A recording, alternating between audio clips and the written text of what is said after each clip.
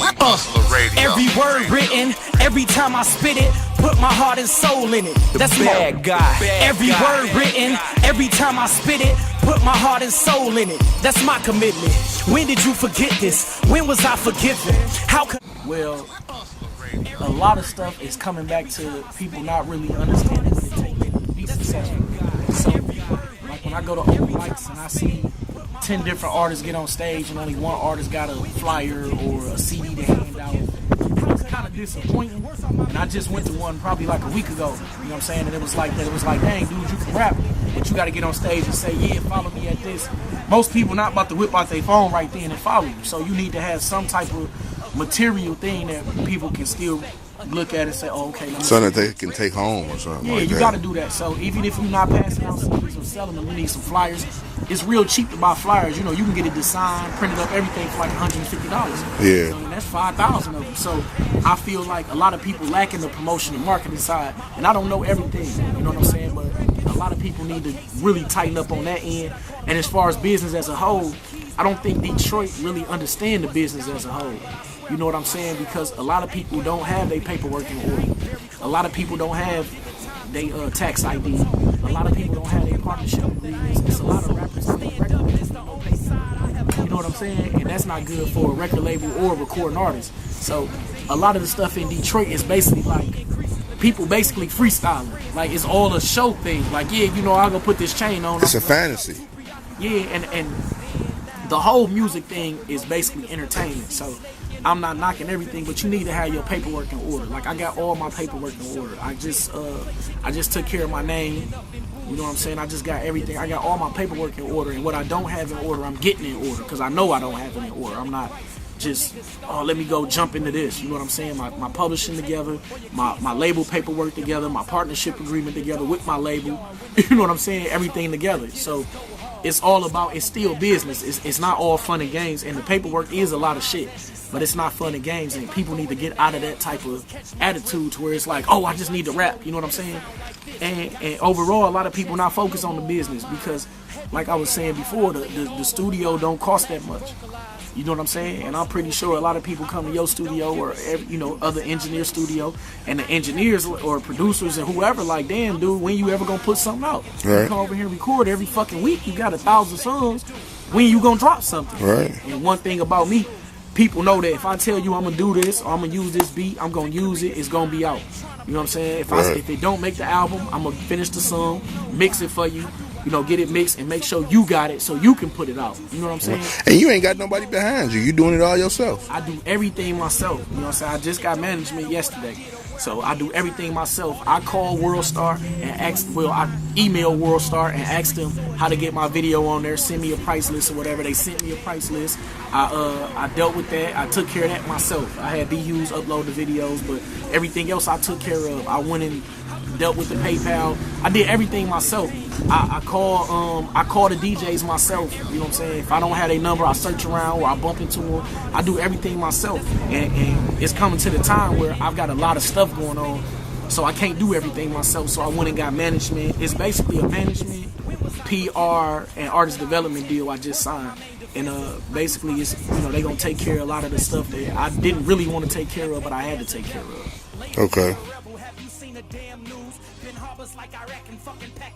I mean, technically it's 18 months into working, but the first 6 months I had another situation that I was dealing with. The first situation, I had somebody that was supposed to be taking care of a lot of the business stuff, but it wasn't getting taken care of. You know what I'm saying? So I had to leave that alone because even though we still cool, everything ain't all about being friends. You know, in the end, it's about having business taken care of. And I'm out here busting my ass. I'm in the studio every day. I'm performing.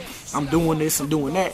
And the end that you supposed to have ain't getting taken care of. It's time for me to go ahead and try something new. So that's what I did. You know what I'm saying? Right. And that's what it ended up being, and that was the best move for me. Right. Well, what we doing now is we taking everything that I done put together, all the different pages, the SoundClouds, Reverb Nation. We doing everything and basically molding it to where it's like everything fully represents me. My Twitter page, I'm trying to get my followers up. You can follow me at Chosen One Jackpot, CHOSEN, the number one Jackpot, JACKPOT. And basically we trying to get my followers up, get my YouTube viewers up, get my subscribers up. We trying to get all of this stuff up. So when we take it to the labels, we got a full package, my movement strong, everything good. It ain't just like I'm sitting in somebody's basement making music, and you know what I'm saying? So that's pretty much what we doing for the next 6 months, polishing and shining and basically getting my portfolio stacked right. Okay. Being about your business is still being about your business. Like, you know, when I'm in the streets, I'm about my business. When I'm in the studio, I'm about my business. Anybody know me, they know when I'm in the studio, and ain't no smoking, drinking, chilling, no bitches in here, and hoes in here, all that dance, ain't none of that shit. When I'm in there, it's work. You know what I'm saying? When I'm in the streets, it's work. You know what I'm saying? When I'm taking care of business and handling label paperwork and all that, it's work. I'm all about my business. Everything is business. You know what I'm saying? So in my mind, it's no separation. You know what I'm saying? So when you come at me on a personal level, I take it personally. I come at you on a personal level, I'm still gonna be on 10. You know what I'm saying? When I leave that situation, I walk into a meeting, I'm gonna be in the meeting on business, on 10. You see what I'm saying? So with that situation, I felt like, you know, niggas had a issue, and they wanted to basically YouTube some shit and get some, you know, get some props, like get some street props off of YouTube. Basically, life don't work like that. Right. So I'm not mad at them. I'm not even pressing the situation no more because I went out to a nigga spot. Niggas don't really, I'm good. You know what I'm saying? So in the end, I looked at the situation, man, and, you know, it was a little back and forth on Twitter, which wasn't my thing, but niggas started up, and I got kind of a hot head, and I kind of went at them. And basically, everybody came out their bag. Now, they got little homeboys in their crew that basically send me songs, want to hook up, let's feature, let's do this, boop, boop, boop. You like this, big bro? Out of their crew while this is going on? No, that's what they was doing before. You know what I'm saying? And then once this popped off, because it really popped off with one dude who was the head of their crew, and all of these other niggas just basically started shooting shots at Jackpot too. And the thing about it is, I'm really a street nigga, and these is dudes who ain't never did nothing in the streets really. So I felt like I can't even respond to you. Wow. You see what I'm saying? Because we two different people. Okay. I only known you for rapping, and then we all from the same area.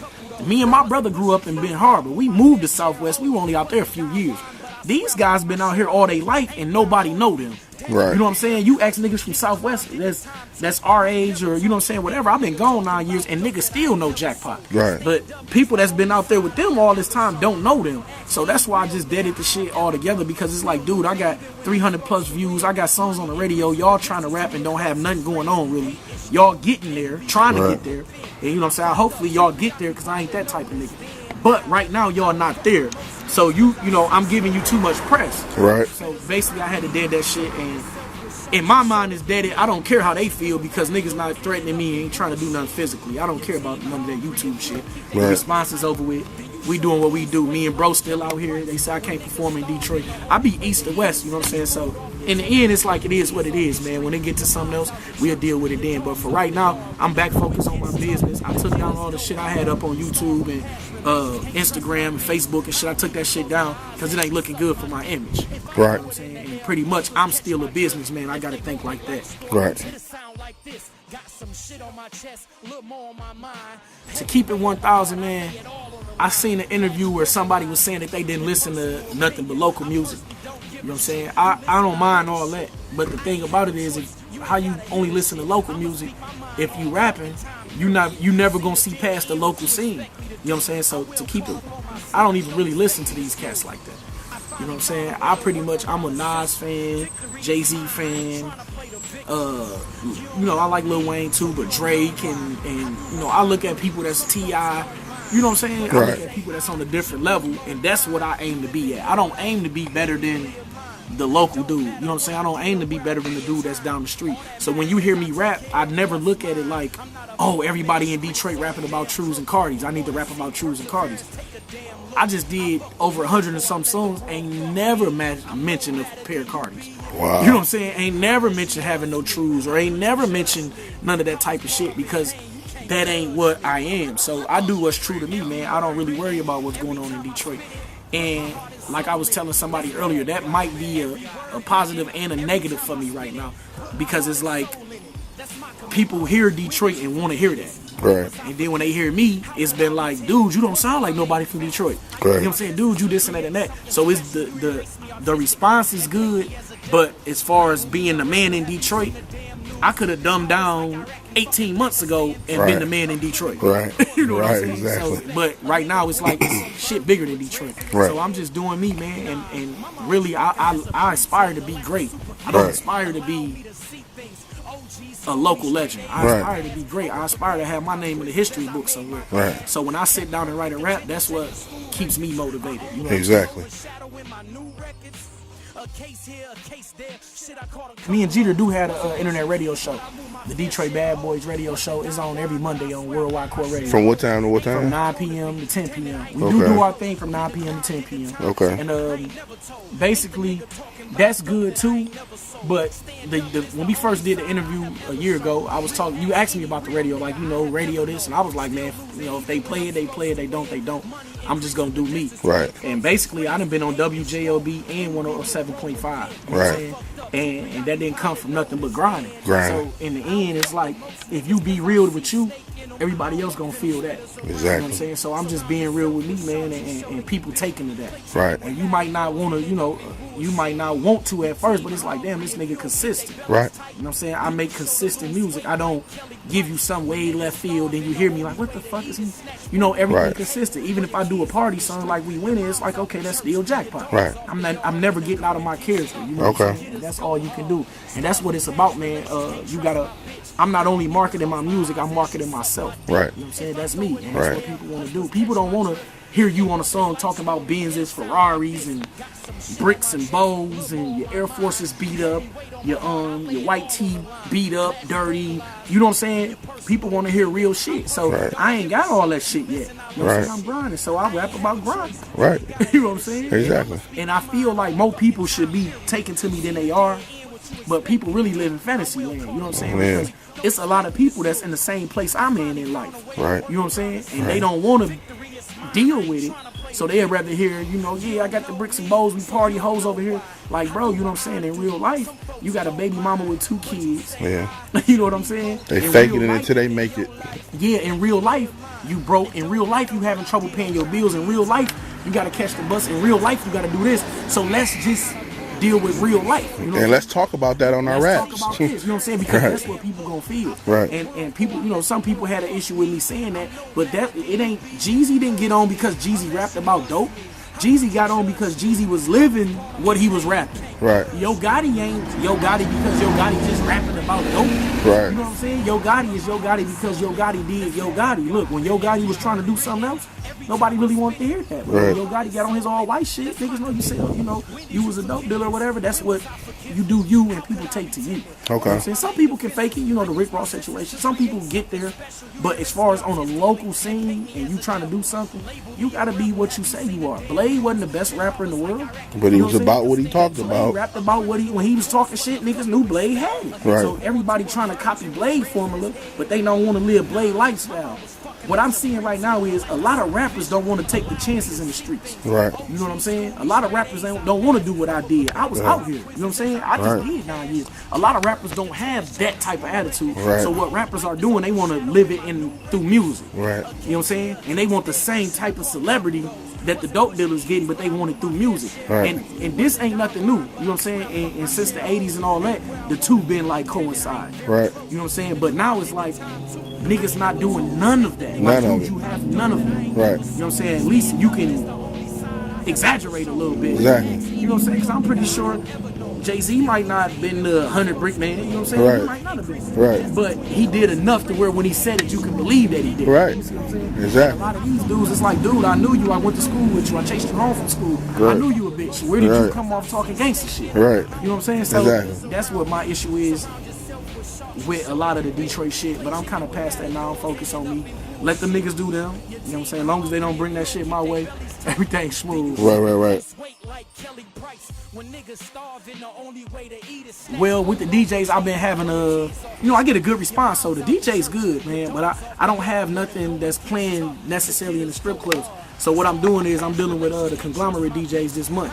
Okay. We're gonna go ahead and do the strip club push. Now, who involved in that? DJ Henhouse. Okay. So I'm fucking with Henhouse this month, and we gonna get the nice, national strip club push. Right. You know what I'm saying? So we gonna do that. We'll sit down in the middle of the month and get everything worked out and get everything taken care of. So by the end of the month, you will be hearing a little something about that. But we gonna do all of that. It's big business, man. I'm not looking at nothing local, bro. Okay. I'm not looking at nothing local. I'm not trying to do nothing local. I don't want to be, like I said, I don't want to be Blade where niggas love me in Detroit. I like Dilla. Dilla got, man, it's a Dilla day in California. Yeah, it ain't just a Dilla day in Detroit. Right. You see what I'm saying? Like, it's time to, I'm on some other shit. Dilla was worldwide, man. Yeah, it's time to, I'm on some other shit. So that's all I'm focused on right now is everything else. So sometimes when people see me and they see what I'm doing, they don't necessarily understand it because it's like, dude, you gotta, you in Detroit, you gotta do Detroit.